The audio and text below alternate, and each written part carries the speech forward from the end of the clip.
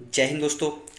तो स्वागत है आपका अपने यूट्यूब चैनल एग्री जर्नी में। तो दोस्तों फिर इंटरेस्टिंग वीडियो लेके मैं आया हूँ। तो आप ये देख सकते हैं बीएससी एग्रीकल्चर और हॉर्टिकल्चर के स्टूडेंट्स हैं, उनके मिड टर्म के एग्जाम पेपर जो है प्रीवियस ईयर का वो लेके आया हूँ। आप ये देख सकते हैं 2020-21 का जो मिड टर्म का आपका पेपर है वो लेके आया हूँ।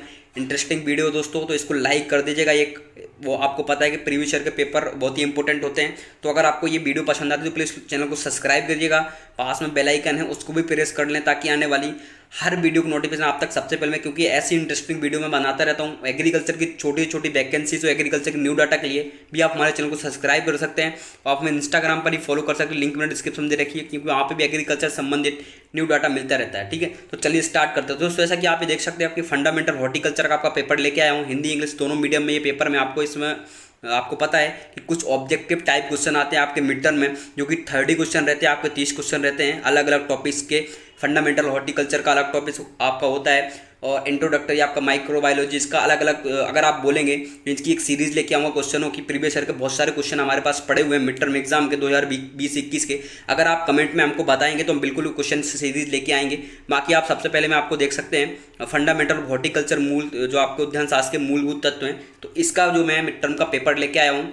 तो चलिए स्टार्ट करते हैं। सबसे पहले क्वेश्चन की सीरीज जो मैंने तैयार की है ना। तो आप ये दोस्तों देख सकते हैं सबसे पहला क्वेश्चन है आपका जनरल क्वेश्चन है आपका, हॉर्टिकल्चर के क्वेश्चन है। आपको पता ही है आमतौर पर फसल को झरझराहट बतित गहरी समान बनावट वाली मिट्टी की आवश्यकता होती है और मिट्टी का पीएच सीमा के साथ होना चाहिए। तो देखिए दोस्तों, आपने को इतना सारा क्वेश्चन में पढ़ने का नहीं रहता है, सीधा सीधा उन्होंने इंपॉर्टेंट बात यहीं पे बोल दी है कि फल फसल को, ठीक है, आपको ये याद रखना है कि फल वाली जो फसलें होती है उनके लिए नॉर्मली मिट्टी का पीएच पूछा है, बात खत्म दोस्तों, है ना। आप ये देख सकते हैं कि pH of soil should be in range, और किसकी, फ्रूट क्रॉप्स की। तो ये अपने को इतनी इंपॉर्टेंट, बाकी अपने को किसी बात में याद नहीं रखना है। आप झरझराहट बतित अपने को कहाँ समझ में आएगा, ठीक है। तो ये अपने को याद रखना है कि फल वाली क्रॉप्स के लिए सुटेबल पीएच पूछा। तो सुटेबल पीएच क्या होता है फल वाली फसलों के लिए, 6 से 7.5 जो है फल वाली फसलों के लिए सुटेबल पीएच होता है। याद रखिएगा दोस्तों, 6 से 7.5 आपका ये सुटेबल पीएच होता है। तो आपको कौन सा ऑप्शन इसमें ऐसा दिख रहा है, तो ये आपका जो क्वेश्चन नंबर ए है इसका सही आंसर है। 6 से 8 पीएच जो है इसका सही आंसर है, यानी ए जो इस क्वेश्चन का दोस्तों याद रखिएगा सही आंसर है, ठीक है। तो यानी कितना 6 से 7.5 तक ये आपका पीएच होता है, ठीक है। अब बात करते हैं नेक्स्ट क्वेश्चन की। क्वेश्चन नंबर सेकंड है आपका, इसका उपयोग तापमान को बढ़ाने या कम करने, खरपतवार की वृद्धि को दबाने और मिट्टी की नमी को संरक्षित रखने के लिए किया जाता है। किसका उपयोग किया जाता है भाई, कि मतलब मिट्टी की जो है खरपतवार को दबाने के लिए और मिट्टी के जो मिट्टी में नमी होती है यानी मल्चिंग यानी नमी में जो मिट्टी होती है उसको संरक्षित रखने के लिए क्या करना चाहिए भाई। तो ये उन्होंने दे रखी है, आप इंग्लिश में भी पढ़ लीजिए क्वेश्चन को। It is the use of increase of reduce the temperature, है ना, Beed grow and converse soil moisture, ठीक है। तो इन्होंने ये पूरी दे रखी है कि स्टाकिंग, नीचिंग, नोचिंग और नोचिंग, और आपके लिए दे रखी है बायो डिग्रेडेबल मल्च। तो ये इन्होंने पूछ रखा है, यानी मल्चिंग आप सीधी सीधी याद रखिएगा हिंदी में कि मल्चिंग क्या होती है। मल्चिंग होती है नमी संरक्षण से संबंधित है मल्चिंग। अपन पता है वो बहुत सी धान में भी पड़लिंग क्रिया करते हैं, ऐसी एक प्रकार की मल्चिंग होती है। मल्चिंग क्या होती है, नमी के संरक्षण के संबंधित है। तो सीधा सीधा अपने को यहाँ से अगर आपने पढ़ा होगा तो आपको सीधा सीधा यहाँ से आप पकड़ लोगे मल्च का सीधा सीधा मतलब ही होता है नमी का संरक्षण। याद रखिएगा नमी का संरक्षण।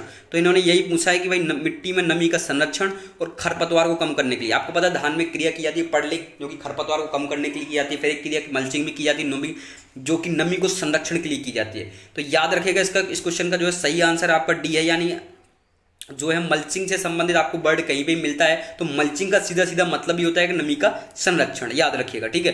अब हम बात करते हैं क्वेश्चन नंबर थर्ड की। तो क्वेश्चन नंबर थर्ड है अनोला यानी आंवला किसका सबसे समृद्ध स्रोत है, यानी आंवला रिस्ट ऑफ सोर्स, यानी आंवला में सबसे अधिक क्या पाया जाता है। ये तो बेसिक क्वेश्चन आपको बिल्कुल पता होगा कि आंवले में सबसे अधिक क्या पाया जाता है, विटामिन सी या विटामिन ए बी डी। तो जो है आपको पता है कि जो है आंवले में आंवले का बॉटनिकल नेम क्या है, आंवले का बॉटनिकल नेम है, इसको आंवले को अपन इंडियन गुजबेरी बोलते हैं। याद रखिएगा क्या बोलते हैं, इंडियन गुजबेरी। आपसे कई बार जो है क्वेश्चन में उसने इंडियन गुजबेरी लिखा है, क्या लिखा है, इंडियन गुजबेरी, है ना, इंडियन गुजबेरी। याद रखिएगा दोस्तों, मैं आपको लिख देता हूँ इंडियन गुजबेरी। कई बार क्वेश्चन में पूछा है उसने कि किसको इंडियन गुजबेरी बोलते हैं। तो आंवला को दोस्तों याद रखिएगा गुजबेरी, है ना, गुज यहाँ पे जा होना था दोस्तों, गुजबेरी। याद रखिएगा गुजबेरी जो है अपन किसको बोलते हैं, आंवले को इंडियन गुजबेरी भी कहते हैं। तो याद रखिएगा, है ना। तो आप ये देख सकते हैं आंवला किसका रिच सोर्स है, तो विटामिन सी का जो है आंवला रिच सोर्स है। किसका? विटामिन सी का, याद रखिएगा। यानी विटामिन सी जो है आंवले में सबसे अधिक पाया जाता है। सबसे अधिक तो नहीं अपन बोल सकते, क्योंकि जो है सबसे अधिक विटामिन सी की कारण आपसे बात करें तो बारबाडोस चेरी के बारे में अगर आपने पढ़ा होगा तो नाम सुना होगा, बारबाडोस चेरी। किसके बारे में? Barbados cherry. एक ये फल होता है एक प्रकार का, बारबाडोस चेरी। तो इसमें जो है सबसे अधिक जो है आपका विटामिन सी पाया जाता है, याद रखिएगा। विटामिन सी सबसे अधिक किसमें मिलता है? बारबाडोस चेरी में। इसके बाद आपका जो है मिलता है इसके बाद अगर बात की जाए अपने बारबाडोस चेरी के बाद अगर आपसे बात करते हैं विटामिन सी की, तो आपने मिलता है अपने को अमरूद, या अमरूद में जो है विटामिन सी मिलता है। इसके बाद आंवले में मिलता है। तो ये आपका क्रम है विटामिन सी का, ठीक है। अगर आपसे बात करता है कोई विटामिन ए के, विटामिन ए सबसे अधिक किसमें पाया जाता है, तो विटामिन ए के बारे में आपको पता है कि भाई जो पका हुआ आम होता है उसमें विटामिन सी सबसे अधिक पाया जाता है। याद रखिए, पके हुए आम में विटामिन सी जो है आपका सबसे अधिक मिलता है ना। अगर बात करते हैं विटामिन बी की, तो विटामिन बी सबसे अधिक किसमें पाया जाता है? विटामिन बी भी दो प्रकार होते हैं, आपको पता है विटामिन बी के। एक होता है विटामिन बी1, कई बार पूछता है विटामिन बी1 किसमें पाया जाता है यूजुअली। विटामिन बी2 यूजुअली किसमें पाया जाता है? तो विटामिन बी1 अगर आपसे कोई पूछता है, तो काजू के बारे में आपने सुना होगा कि काजू में जो है विटामिन आपका सबसे ज़्यादा पाया जाता है, विटामिन बी1। और विटामिन बी2 अगर आपसे कोई पूछता है, तो विटामिन बी2 जो आपके बेल के बारे में आपने सुना होगा। बेल का शरबत बनता है, आपको जो बेल आपने पत्ती भी देखी होगी, बेल की पत्री जो है भगवान शंकर जी को चढ़ती है, तो वही बेल है ये, उस पर याद रखिएगा। बेल में सबसे ज़्यादा विटामिन 2 होता है, विटामिन बी1 किसमें होता है? काजू में, ठीक है। याद रखें, विटामिन डी आपको पता है कि इस सूट से प्राप्त होता है नेचुरली, ठीक है, तो इसकी जरूरत नहीं होती है। अब हम आपसे बात करते हैं नेक्स्ट क्वेश्चन की। नेक्स्ट क्वेश्चन आप ये देख सकते हैं, सुबह और शाम के बीच के समय के लिए प्रकाश की अवधि को क्या कहा जाता है? सुबह और शाम के बीच की जो अवधि होती है प्रकाश की, उसको क्या कहा जाता है? The duration of light of the time spelling between down and duck differences. यानी क्या कहा जाता है? सुबह शाम की जो बीच की टाइमिंग होती है, प्रकाश की जो अवधि होती है, उसको क्या कहा जाता है? ह्यूमिडिटी यानी आर्द्रता बोलते हैं, वो उसको आर्द्रता बोलते हैं, या उसको फोटो पीरियड बोलते हैं। अब आप समझ गए होंगे, एयर बोलते हैं या टेम्परेचर। तो जो उसकी बीच की अवधि होती है उसको दोस्तों फोटो पीरियड बोलते हैं। क्या बोलते हैं? Photo period. याद रखिएगा, प्रकाश समय, पीरियड यानी प्रकाश समय, उसको फोटो पीरियड बोलते हैं। यानी इस क्वेश्चन का जो है सही आंसर आपका क्या है? बी इस क्वेश्चन का सही आंसर। याद रखिए, यानी उसको क्या बोलते हैं? फोटो पीरियड उसको बोलते हैं, ठीक है। अब हम आपसे बात करते हैं नेक्स्ट क्वेश्चन की, कि घास का मैदान बाग के रूप में भी जाना जाता है। यानी घास के मैदान को बाग के रूप में भी जाना जाता है। तो किस लिए घास के मैदान को बाग के रूप में जाना जाता है? कम घनत्व रोपण के लिए, यानी लो डेंसिटी प्लांटिंग के लिए जाना जाता है क्या? या अधिक घनत्व यानी हाई डेंसिटी प्लांटिंग के लिए, या अल्ट्रा हाई डेंसिटी यानी अति उच्च रोपण के लिए, ठीक है, या फिर मीडियम डेंसिटी प्लांटिंग के लिए यानी मध्य घनत्व रोपण के लिए। तो जो घास के मैदान हैं उनको बाग के रूप में, किसके रूप? बाग यानी बाग आप समझ रहे हैं, गार्डन यानी ऑर्चर्ड, ये लिखा हुआ है इंग्लिश में। दोस्तों जो हिंदी में समझ में ना आए ना, उसको इंग्लिश में देख लीजिएगा। यानी ऑर्चर्ड की बात कर रहा है। घास के मैदान को ऑर्चर्ड यानी बाग के रूप में भी जाना जाता है। किस लिए जाना जाता है? तो वो दोस्तों याद रखिएगा, जो आपको इस क्वेश्चन का सही आंसर आपका बी है, यानी अधिक घनत्व रोपण के लिए, यानी हाई डेंसिटी प्लांटिंग के लिए जो इसको जाना जाता है, ठीक है, याद रखिएगा। और दोस्तों ये भी एक मोस्ट इंपोर्टेंट क्वेश्चन है कि किस किस में जो है डेंसिटी हाई डेंसिटी चलती है, यानी हाई डेंसिटी प्लांटिंग किस किस में चलती है। तो दोस्तों याद रखिएगा, आपने सुना होगा मैंगो के बारे में, यानी आम के बारे में। तो आम यानी आम में भी दोस्तों आपकी हाई डेंसिटी चलती है। आम के बाद दोस्तों अगर आप बात की जाए सेब में जो है आपकी, यानी एप्पल में आपकी हाई डेंसिटी चलती है, यानी अधिक घनत्व रोपण चलता है। किसमें? आम में हो गया, सेब में हो गया। इसके बाद आपका गुआवा यानी अमरूद में भी हो गया, आपकी क्या चलती है? हाई डेंसिटी चलती है। याद रखिएगा, इंपॉर्टेंट है, कई बार पूछते हैं ये पेपर में, आपके आ भी सकते हैं। तो गुआवा और सीट्रस, याद रखिएगा, सीट्रस है ना, सीट्रस यानी नींबू वर्गीय जो जितने भी हैं उनमें क्या चलता है? हाई डेंसिटी चलता है। तो मैंने आपको बता दिया, इस क्वेश्चन का जो है सही आंसर बी है, यानी हाई डेंसिटी यानी अधिक घनत्व रोपण, ठीक है। आप चलते हैं नेक्स्ट क्वेश्चन की ओर। एपीईडे स्टैंडर्ड, मतलब ये पूछा है इन्होंने कि एपीडीए एक संस्था है, इसका फुल फॉर्म इन्होंने पूछा है ना। तो फुल फॉर्म के बारे में ये आपको जानकारी पूछ रहे हैं कि agricultural and processed food product export development agency. ये एपीईडे का फुल फॉर्म है क्या? Agriculture preservation food product export development authority, ये है क्या? या फिर एग्रीकल्चर, ये पूरे इन्होंने दे रखे। बस क्या चेंजेस है आप ये देख सकते हैं, यहाँ पे मेजर चेंजेस हैं, पूरे बाकी वही है। और दोस्तों एजेंसी अथॉरिटी इनमें अंतर आ गया है, बाकी सेम वही है। तो इस क्वेश्चन का जो है सही आंसर है, आप याद रखिएगा, अपने को ज़्यादा इसके बारे में नहीं गहराई से पढ़ना है, बस अपने को नाम याद रखना है। ये agriculture and processed food export development authority, ये इसका जो क्वेश्चन का सही आंसर है। याद रखिएगा एपीईडी का जो फुल फॉर्म ये है, ठीक है।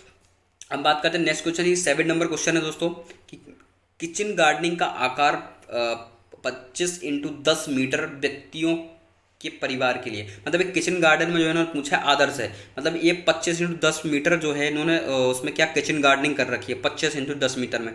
तो इसमें जो किचन गार्डनिंग कर रखी है वो कितने परिवार को जो भरण पोषण कर सकता है, वो उसमें अगर आप सब्जियां उगाते हैं तो नॉर्मली वो कितने परिवार का भरण पोषण कर सकता है, ये क्वेश्चन का मतलब है। तो 7 व्यक्तियों का या 5 या 9 या 11, तो 25x10 मीटर जो है व्यक्तियों के परिवार में वो सिर्फ 5 लोगों का भरण पोषण उसमें हो सकता है, याद रखिएगा। यानी व्यक्तियों के परिवार के लिए इतनी जो है अपनी सुटेबल है किचन गार्डनिंग, यानी अगर 5 लोग आपके परिवार में हैं तो इस प्रकार से आप इतनी आकार में आप किचन गार्डनिंग तैयार करके आराम से अपना जो है कर सकते हो, ठीक है। तो इस क्वेश्चन का सही आंसर है आपका बी, याद रखिएगा, यानी 5 लोग जो है इसमें सही आंसर है इसका। इसके बाद आपसे बात करें क्वेश्चन नंबर 8 की, ये तो बिल्कुल बेसिक क्वेश्चन है, नॉर्मली क्वेश्चन है, ये तो कोई भी बोल देगा कि ओलेरीकल्चर किसकी खेती से संबंधित है, यानी आपकी ओलेरीकल्चर जो किसकी खेती से संबंधित है। तो ओलेरीकल्चर आपको सीधी सीधी बात है, ओलेरीकल्चर यानी वेजिटेबल से संबंधित है। किससे संबंधित है? वेजिटेबल से। फूल किससे संबंधित है? फ्लोरिकल्चर से, याद रखिएगा। फ्रूट किससे संबंधित है? पोमोलॉजी से। और आपको इनके बारे में पूरा बता ही दिया भाई, वेजिटेबल और एग्रीकल्चर से संबंधित है ना। और आपसे अगर बात करें कि भाई जो ऑर्नामेंटल के बारे में आपने सुना होगा, शोभा उद्यान की ये बोलते हैं, तो ये इनके कुछ प्रकार हैं। तो सीधे सीधा अगर बात करें ऑल एग्रीकल्चर तो आपका वेजिटेबल से संबंधित है।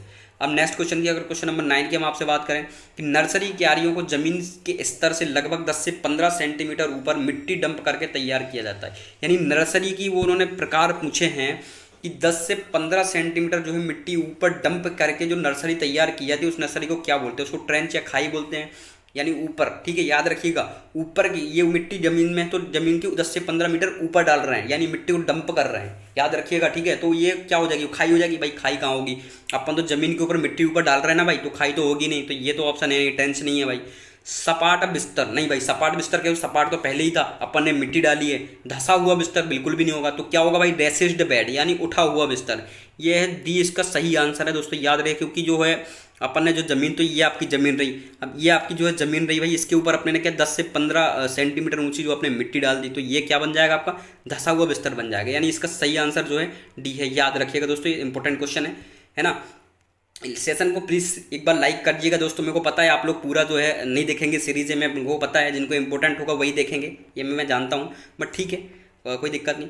भारतीय मसाला अनुसंधान संस्थान यानी IISR स्थित है, यानी IISR आपकी जो है मसाला अनुसंधान संस्थान कहाँ पे स्थित है ये पूछ रहे हैं। Indian institute of species research institute, तो कालीकट केरल में स्थित है क्या? गुजरात यानी आनंद में स्थित है। कासरगोड केरल में स्थित है, या हसारगट्टा बेंगलोर। तो दोस्तों जो आपका IISR है यानी मसाला अनुसंधान संस्थान है, तो मसाला में तो आपको पता है केरला फर्स्ट नंबर पे है, और इंडिया में मसाला उत्पादन में दोस्तों आपको पता है इंडिया फर्स्ट रैंक पे है पूरी वर्ल्ड में। तो जो है आपका कालीकट केरल में आपका अनुसंधान संस्थान है मसाला का, स्पीसीज़ का। तो याद रखिएगा दोस्तों, इसका सही आंसर आपका आगरा है, यानी जो स्पीसीज अनुसंधान संस्थान है वो कहाँ पे? कालीकट केरल में है। आनंद गुजरात में आपको पता है कि क्या है ना। और कासरगोड केरल में आपको पता है कि रोपण आपका फसल अनुसंधान संस्थान है, प्लांटिंग अनुसंधान संस्थान है, याद रखिएगा। ये कभी पूछ सकता है आपसे कि कासरगोड केरल में क्या है? रोपण फसल अनुसंधान संस्थान, यानी प्लांटिंग इंस्टीट्यूट आपका कहाँ है? कासरगोड केरल में, ठीक है। अब हम आपसे बात करते हैं क्वेश्चन नंबर 11 की। तो क्वेश्चन नंबर 11 आपका बोल रहा है भाई कि यह एक प्रकार का बगीचा है जो दूर के बाजार के लिए अपेक्षाकृत बड़ी मात्रा में विशिष्ट सब्जियों का उत्पादन के लिए करता है। क्या? बड़ी मात्रा में, याद रखिएगा, ये समझने वाली सिंस क्वेश्चन है दोस्तों, है ना। This is a type of gardening which product specific vegetable in relative largest quantities of distance marketing, यानी अधिक दूरी ले जाने के लिए अपेक्षाकृत बड़ी मात्रा में विशिष्ट सब्जी का उत्पादन क्या कहलाता है? तो सब्जियों का बाग यानी मार्केटिंग गार्डनिंग कहलाता है भाई। मार्केटिंग या फ्लोटिंग तैरता हुआ बगीचा, या ट्रक उद्यान, या पोषक उद्यान।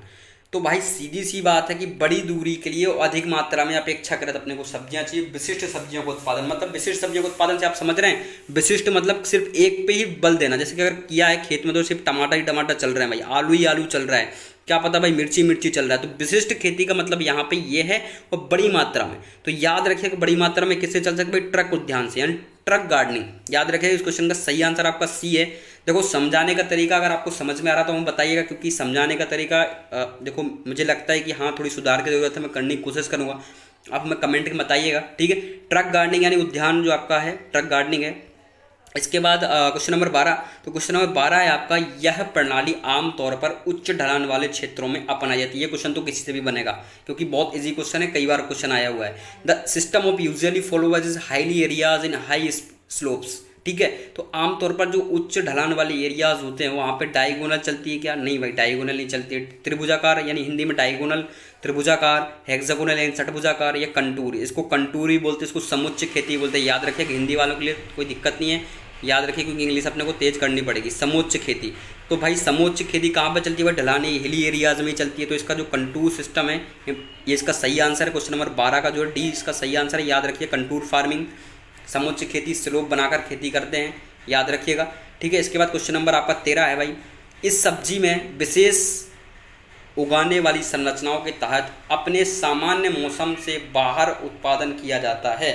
इस सब्जी में विशेष उगने वाली संरचनाओं के तहत अपने सामान्य मौसम से बाहर उत्पादन किया जाता है ना, बाहर उत्पादन किया जाता है, याद रखिएगा। मतलब उसमें सामान्य मौसम जो है नहीं उसके विपरीत भी अपन उत्पादन कर रहे हैं भाई। जैसे कि एमपी में अपना माहौल है कि भाई अपन एप्पल की खेती नहीं कर सकते, बट अपन वो चीज़ करके एप्पल की खेती करें और उत्पादन करके बाहर उत्पादन किया जा सकता है, मतलब सामान्य उत्पादन किया जा सकता है उस चीज़ का। तो ये इनका कहने का मतलब है। तो मार्केटिंग गार्डनिंग है क्या? न्यूट्रिशन गार्डनिंग है क्या? गार्डन ऑफ वेजिटेबल फोर्सिंग है क्या? या ट्रक गार्डनिंग है? तो वो दोस्तों इस क्वेश्चन का आपका सही आंसर है गार्डन ऑफ वेजिटेबल फोर्किंग, यानी याद रखिए क्वेश्चन का सही आंसर जो है सी है। ये प्रीवियस ईयर का क्वेश्चन चल रहा है आपके हॉर्टिकल्चर के, फंडामेंटल हॉर्टिकल्चर के इंपॉर्टेंट क्वेश्चन है, प्रीवियस ईयर के क्वेश्चन है ये, ठीक है। आपके फर्स्ट सेमेस्टर क्वेश्चन है, कश्मीर घाटी की डल झील में निम्न में से किस प्रकार की सब्जियों की बागवानी खेती की जाती है? Which of the following type of vegetable gardening is followed by Dal lake, यानी डल लेक आपकी कश्मीर में है, तो इसमें किस प्रकार की खेती की जाती है? या तैरता हुआ बगीचा डल लेक में, या जबरदस्ती सब्जियों की बगीचे, गार्डनिंग ऑफ यानी प्रसंस्करण की बागवानी, या सब्जियों का बाग। तो भाई जो लेक है वहाँ पे तो तैरने वाली सब्जियाँ की जाएगी, यानी कश्मीर की जो डल झील है उसमें तो भाई फ्लोटिंग एंड गार्डनिंग की जाएगी, भाई तैरती हुआ बगीचा ही तैयार किया जाएगा। तो ये जो तैरता हुआ बगीचा तैयार, ये घास के छोटे छोटे गोल गोल पिंडे बनाए जाते हैं, इन पर मिट्टी डाली जाती है हल्की हल्की, तो वहाँ पर जो इन पर खेती की जाती है उस टाइम पे मौसम में, क्योंकि जो है इन पर खेती की जाती है क्योंकि पानी की कमी रहती है, तो इन पे अलग अलग विपरीत मौत विपरीत सब्जियां उगाई जाती हैं। तो याद रखिए क्वेश्चन का सही आंसर आपका आगरा इस क्वेश्चन का सही आंसर है, ठीक है। अब हम आपसे बात करते हैं नेक्स्ट क्वेश्चन की। नेक्स्ट क्वेश्चन नंबर 15 है आपका, स्थानीय बाजार के लिए सब्जी पैदा करने वाले बगीचे के प्रकार को कहा जाता है? स्थानीय बाजार में, याद रखिएगा स्थानीय बाजार की बात कर रहा है आपसे, लोकल मार्केट की जो है आपसे ये बात कर रहा है। तो लोकल मार्केट के लिए अपने को क्या करना पड़ेगा भाई? ट्रक गार्डनिंग तो अपन करेंगे नहीं, क्यों नहीं करेंगे? क्योंकि ये तो बड़े मार्केट के लिए चलिए रहता है, ये आपको खुद ही सोचना पड़ेगा दोस्तों, इनकी परिभाषाएं आपको याद होनी चाहिए। गार्डनिंग और वेजिटेबल फोर्किंग भाई ये भी नहीं होगा, न्यूट्रिशन ये तो पोषक तत्वों के लिए ये भी नहीं होगा, तो बचा क्या? मार्केटिंग गार्डनिंग, यानी क्वेश्चन नंबर 15 का जो है आपका सही आंसर क्या है? मार्केटिंग गार्डनिंग, यानी जो है स्थानीय बाजार के लिए अपने को मार्केटिंग बाजार करनी पड़ेगी कि शहर से आपका जो है पास में अगर कोई है सब्जी का, तो आप वहाँ पे सब्जी शहर के पास में उगा के जो है पर्याप्त शहर में सब्जी बेच सकते हो, तो वो मार्केटिंग गार्डनिंग कहलाती है। यानी स्थानीय बाजार में लोकल सब्जी मांग के हिसाब से अपने को सब्जियां पैदा करना, ठीक है। तो इस क्वेश्चन का जो सी सही आंसर है। अब आपसे बात करते हैं क्वेश्चन नंबर 16 की। तो इस प्रणाली में पौधे से पौधे और पंक्ति से पंक्ति, यानी प्लांट टू प्लांट और रो टू रो, याद रखिए अगर ये परिभाषा अपने को याद है तभी ये क्वेश्चन बनेगा अपने से। पौधे से पौधे और पंक्ति से पंक्ति की दूरी समान होती है, ठीक है। तो वो क्या है? हेक्सागोनल प्रणाली है क्या? आयताकार है? भाई आयताकार में तो पौधे से पौधे और पंक्ति से पंक्ति की दूरी बराबर नहीं होती है, तो ये तो अपना होने वाला है नहीं। षटभुजाकार एक ऐसी विधि है भाई कि जिसमें जो है हेक्सागोनल एक ऐसी मेथड है जिसमें जो है पौधे से पौधे और पंक्ति से पंक्ति, सॉरी याद गलत दोस्तों, वर्गाकार, याद रखिएगा स्क्वायर मेथड, सॉरी दोस्तों, स्क्वायर मेथड एक ऐसी विधि है जिसमें पौधे से पौधे और पंक्ति से पंक्ति की दूरी जो है बराबर होती है, याद रखिएगा। यानी स्क्वायर मेथड इस क्वेश्चन का जो सही आंसर डी है आपका। स्क्वायर मेथड एक ऐसी मेथड है जिसमें पौधे से पौधे पंक्ति से पंक्ति की दूरी बराबर होती है। और आपको ट्राइंगुलर के बारे में पता है कि इसमें जो है हाई डेंसिटी प्लांटिंग की जाती है त्रिकोणीय प्रणाली में, है ना। और आयताकार का आपको पता ही है। षटभुजाकार में जो 15% अधिक पौधे लगाए जाते हैं वर्गाकार विधि की तुलना में, तो ये हेक्सागोनल हो गया। इसके बाद क्वेश्चन नंबर 17 है भाई।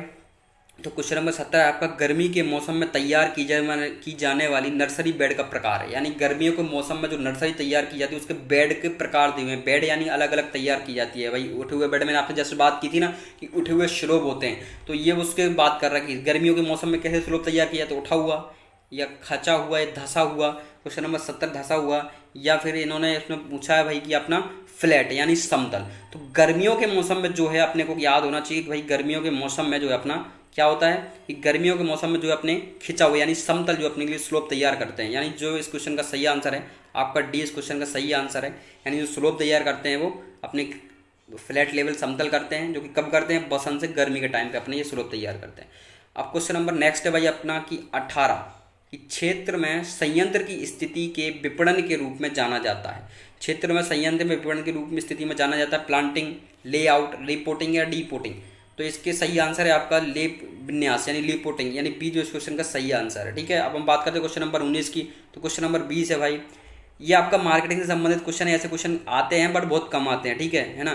क्वेश्चन नंबर 19 में है आपका इसे 30 वर्षों की अवधि के लिए गणना किए गए एक निश्चित क्षेत्र के लिए संपूर्ण औसत वायुमंडलीय घटना के रूप में परिभाषित किया जाता है। आप देखिए कितनी लैंग्वेज वाले क्वेश्चन है दोस्तों ये, कि अब आपसे क्या पूछा जाए। ये कितना घुसा हुआ, जितने परिभाषाएं पढ़ी होंगी उनसे ये क्वेश्चन बनेगा दोस्तों। कितना मतलब वो है कि ये पूछ रहा है आपसे कि 30 वर्षों की अवधि के लिए गणना किए गए निश्चित क्षेत्र, मतलब ये गणना की जा रही तो किसके आधार पर की जा रही। 30 वर्षों से वायुमंडल में गणना की जा रही है तो किसके आधार पर की, जलवायु के आधार पर या मौसम के आधार पर या जल के आधार पर या वर्षा के आधार पर। तो वायुमंडल में जो 30 वर्षों से गणना की जा रही है वो जलवायु और मौसम दोनों के आधार पर की जाएगी, यानी ये और इस क्वेश्चन के ए और बी दोनों दोस्तों इस क्वेश्चन के सही आंसर है, यानी जलवायु और मौसम दोनों के आधार पर जो इसकी गणना की जा रही है। याद रखिएगा ये दोस्तों, ऐसे क्वेश्चन बहुत कम आते हैं, है ना। इसके बाद आपसे बात करते हैं ट्रक गार्डनिंग। फिर ये ट्रक गार्डनिंग आ गया भाई।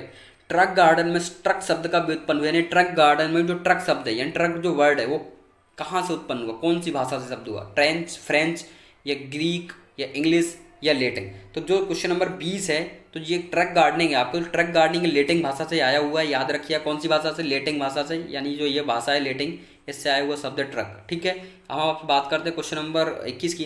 तो निम्न में से कौन सा संस्थान बेंगलोर में स्थित है। तो बेंगलोर में दोस्तों कौन सा संस्थान स्थित है, ये इन्होंने बहुत सारे संस्थान दे रखे, आप देख सकते हैं CIAA, IARI, IIHR, CIPST। तो दोस्तों जो है बेंगलोर में आपका कौन सा स्थित है, तो दोस्तों ये जो CIAA है ये तो सेंट्रल इंस्टीट्यूट एग्रीकल्चर इंजीनियरिंग है। तो ये तो अपना जो दोस्तों याद रखिए कहाँ पे है, भोपाल में है। कहाँ पे है, भोपाल में। तो ये तो अपना सही आंसर है नहीं, याद पर ये याद रखने वाले क्वेश्चन है। CIAA कहाँ पे है, सेंट्रल इंस्टीट्यूट एग्रीकल्चर इंजीनियरिंग, तो ये अपना भोपाल में है। तो ये तो अपना आंसर है नहीं। इसके बाद दोस्तों सेकंड नंबर आपका IARI आपको पता भाई न्यू दिल्ली में है, तो ये भी नहीं है। IIHR बिल्कुल दोस्तों, IIHR जो है ये अपना बेंगलुरु में है। इस क्वेश्चन का सी जो है सही आंसर है। IIHR आपका कहाँ पे है, इंडियन इंस्टीट्यूट हॉर्टिकल्चर रिसर्च आपका कहाँ पे, बेंगलुरु में। याद रखिएगा जो दोस्तों ये दिया हुआ है CIPHET, तो ये दोस्तों आपका जो CIPHET है ये आपका दोस्तों central institute post harvesting marketing से संबंध दोस्तों ये आपका, तो ये याद रखिएगा दोस्तों। ये अपने से नहीं पूछते हैं नॉर्मली, IIHR ये अपने लिए इंपॉर्टेंट है। इसके बाद क्वेश्चन नंबर 22 की अगर बात करें तो क्वेश्चन नंबर 22 से आपका पौधारोपण प्रणाली में वर्गाकार से 15% अधिक पौधे लगाए जाते हैं। This planting system according 15% more planting than square, यानी पौधारोपण की जो मैंने आपसे ये जस्ट इसके बारे में मैंने चर्चा की थी आपसे क्वेश्चन के बारे में कि वो प्रणाली आपसे पूछ रहा है कि ऐसी कौन सी प्लांटिंग की प्रणाली जिसमें 15% अधिक पौधे रोपे जाते हैं वर्गाकार विधि की तुलना में, कौन सी, स्क्वायर मेथड की तुलना में, यानी स्क्वायर मेथड की तुलना में 15% अधिक प्लांटिंग की जाती है। तो वो आपकी है जो मैंने आपको बताया था हेक्सागोनल, जो एक ऐसी मेथड है जिसमें स्क्वायर मेथड की तुलना में 15% अधिक पौधे रोपे जाते हैं। ठीक है, याद रखिए हेक्सागोनल आपको पता है किस प्रकार से जो है हेक्सागोनल बनती है, तो ये इस प्रकार से इसका शेप रहता है हेक्सागोनल का। याद रखिएगा हेक्सागोनल में इसलिए अधिक से अधिक पौधे आते हैं, है ना। याद रखिएगा हेक्सागोनल जो अपनी इसी टाइप से बनती है, कुछ इस टाइप से अपना हेक्सागोनल रहता है। तो ये यहाँ पे प्लांटिंग की जाती है, यहाँ पे तो बहुत सारे प्लांट है जो है स्क्वायर मेथड की तुलना में अपने से ज़्यादा प्लांटिंग हो जाती है। ठीक है, याद रखिएगा क्यूमकिंस्ट के बारे में आपको पता है, आयताकार आप मैंने इनके बारे में आपको सबके बारे में बता ही दिया था। तो इस क्वेश्चन का ये सही आंसर है। क्वेश्चन नंबर 23 आपका बोल रहा है, ये इजीली क्वेश्चन है ये तो, the chromosome number of mango, यानी आम के में गुणसूत्र की संख्या कितनी होती है। तो आम में बेसिकली गुणसूत्र की संख्या आपकी जो होती है 40 होती है, यानी कितनी आम में, कई बार ये पूछा हुआ कॉम्पिटेटिव एग्जाम में भी ऐसे क्वेश्चन पूछ लिए जाते हैं कि आम में क्रोमोसोम नंबर कितने होते हैं। तो जो आपके 40 आम में क्रोमोसोम नंबर, तो बट बेसिक जो आपसे पूछ लिए जाते हैं बेसिक गुणसूत्र कितने होते हैं, यानी बेसिक क्रोमोसोम नंबर कितने होते हैं। तो 10 जो है आम में बेसिक क्रोमोसोम नंबर होते हैं। याद रखिएगा आम में कितने बेसिक क्रोमोसोम नंबर, तो 10 बेसिक क्रोमोसोम नंबर होते हैं। और 30 किस्म होते हैं, तो 30 आपके जो लीची होती है, लीची आपको पता होगा, लीची के बारे में आपने सुना होगा, तो लीची में जो आपके 30 क्रोमोसोम नंबर होते हैं। याद रखिएगा इस क्वेश्चन का सही आंसर मैंने आपको बता दिया। अब मैं आपसे बात करूं क्वेश्चन नंबर 24। तो क्वेश्चन नंबर 24 है आपका, the term horticulture divide from bird, यानी हॉर्टिकल्चर शब्द की उत्पत्ति कहाँ से हुई, लेटिन भाषा से हुई है, ग्रीक से हुई है, इंग्लिश से या फ्रेंच से। तो जो हॉर्टिकल्चर शब्द की उत्पत्ति है, तो हॉर्टिकल्चर शब्द की उत्पत्ति आपको पता है कहाँ से, तो हॉर्टिकल्चर शब्द की उत्पत्ति जो है लेटिन भाषा से हुई, यानी जो आपका लेटिन शब्द है, लेटिन वर्ड से जो आपको हॉर्टिकल्चर शब्द की उत्पत्ति हुई। दोस्तों एक चीज़ याद रखिएगा आप कि जहाँ पे भी अपने को वर्ड दिखता है कल्चर वर्ड। कौन सा? कल्चर, CULTUR, यानी अपने को जहाँ पे भी कल्चर वर्ड दिखा वहाँ पे आप एक चीज़ क्लिक कर सकते हैं कि लेटिंग शब्द वहाँ पे आता है। तो याद रखिएगा कि अपने को जहाँ पे भी लेटिंग शब्द कल्चर शब्द दिखे तो वहाँ पे कौन सी भाषा से लिया हुआ है?